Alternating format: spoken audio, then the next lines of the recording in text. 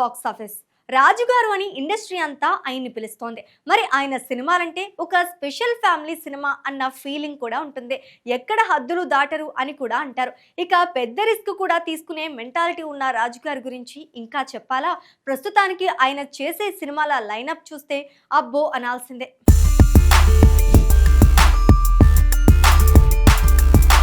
అందుకే నైజాం ఏరియాలో సినిమా పంపిణీ అంటే చాలా మందికి ముందుగా గుర్తుకు వచ్చే పేరు దిల్ రాజు. గత 20 ఏళ్లుగా ఈ ప్రాంతంలో ఆయన ఒక ప్రభావవంతమైన శక్తిగా నిలిచారు. చిన్న సినిమా నుంచి పెద్ద స్టార్ హీరోల చిత్రాల వరకు ఏ సినిమా విడుదలైనా దిల్ రాజు పేరు వినిపించేది. క్రమంగా ఆయన నైజాంలో నంబర్ 1 డిస్ట్రిబ్యూటర్ గా ఎదిగారు. ఒక విధంగా చెప్పాలంటే ఈ ప్రాంతంలో పంపిణీ వ్యవస్థను పటిష్టంగా నిలబెట్టిన వ్యక్తుల్లో ఆయన ముందుంటారు.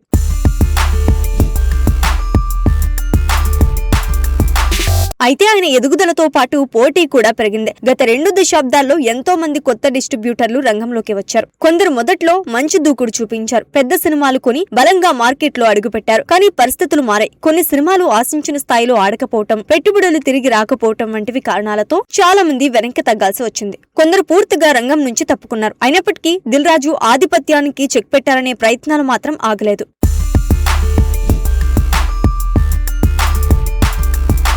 కొన్నేళ్ల క్రితం మైత్రి మూవీ మేకర్స్ కూడా నైజాంలో సొంత డిస్ట్రిబ్యూషన్ ఆఫీస్ ప్రారంభించినట్లు ఫిలిం నగర్ వర్గాల్లో ప్రచారం జరిగింది. పెద్ద నిర్మాణ సంస్థగా ఎదిగిన మైత్రి పంపిణీ రంగంలో కూడా తన స్థానం సంపాదించాలనే లక్ష్యంతో ముందడుగు వేసింది.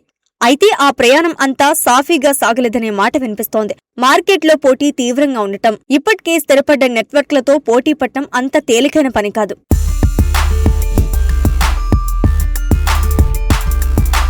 ఇటీవల మరో పెద్ద సంస్థ అయిన అన్నపూర్ణ స్టూడియోస్ నైజాం డిస్ట్రిబ్యూషన్ రంగంలోకి రావటం చర్చనీయాంశమైంది. పెద్ద బ్యానర్ రంగంలోకి దిగటం అంటే అది చిన్న విషయం కాదు. అదేవిధంగా ధీరజ్ మొగిరినేని వంటి కొత్త వ్యాపారవేత్తలు కూడా ఈ రంగంలోకి అడుగుపెట్టారు. ఇంకా కొందరు కూడా ఈ దారిలోనే నడవబోతున్నారనే వార్తలు వస్తున్నాయి. ఇది ఒక విధంగా చూస్తే దిల్ రాజుకు విసిరిన సవాలుగా భావించవచ్చు.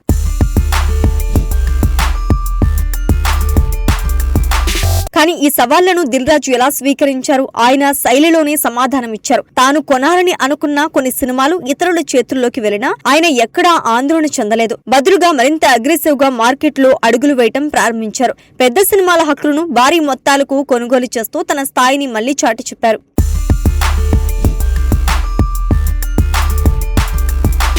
ఇందుకు ఉదాహరణగా యష్ నటిస్తున్న టాక్సిక్ సినిమా తెలుగు హక్కులను కొనుగోలు చేయటం చెప్పుకోవచ్చు. ఈ చిత్రానికి ఆయన ఏకంగా 120 కోట్లు పెట్టినట్లు వార్తలు వినిపించాయి. ఇది నిజంగా పెద్ద రిస్క్, కానీ అదే సమయంలో పెద్ద నమ్మకం కూడా. మార్కెట్ పరిస్థితులను అంచనా వేసుకుని సినిమా సామర్థ్యాన్ని విశ్లేషించి తీసుకున్న నిర్ణయం అని చెప్పాలి.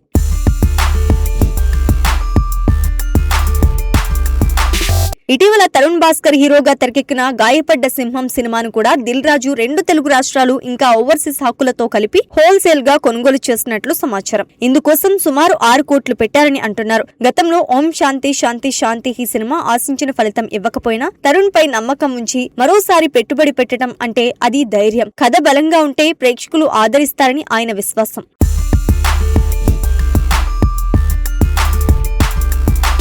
అదేవిధంగా శర్వానంద్ కొత్త చిత్రం బైకర్ హక్కులను కూడా ఆయన సొంతం చేసుకున్నారని సమాచారం. ఈ చిత్రానికి తెలుగు రాష్ట్రాల హక్కులకే సుమారు 20 కోట్లు పెట్టారట.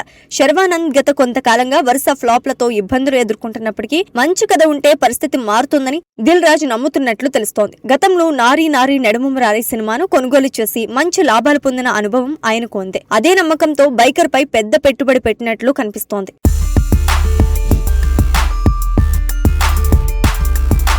ఇవి చూస్తుంటే ఒక విషయం స్పష్టంగా తెలుస్తోంది. నైజాం మార్కెట్ లో తన స్థానాన్ని కాపాడుకోవటానికి దిల్ రాజు వెనక్కి తగ్గే వ్యక్తి కాదని, పోటీ వచ్చినప్పుడల్లా మరింత బలంగా ముందుకు రావడం ఆయన శైలి.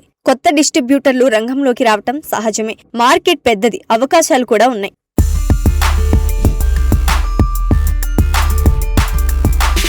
మొత్తానికి నైజాంలో డిస్ట్రిబ్యూషన్ రంగంలో పోటీ పెరుగుతున్నప్పటికీ దిల్ రాజు తన స్థాయిని నిలబెట్టుకునే ప్రయత్నంలో ఉన్నారు. ఆయన తీసుకుంటున్న నిర్ణయాలు, చేస్తున్న భారీ కొనుగోళ్లు చూస్తే ఇది కేవలం వ్యాపారం మాత్రమే కాదు, ఒక సవాల్కు ఇచ్చిన సమాధానం కూడా అని చెప్పాలి. రాబోయే రోజుల్లో ఈ పోటీ మరింత ఆసక్తికరంగా మారే అవకాశం ఉంది. కానీ ఇప్పటికైతే నైజాం మార్కెట్లో దిల్ రాజు ప్రభావం ఇంకా బలంగానే కనిపిస్తోంది.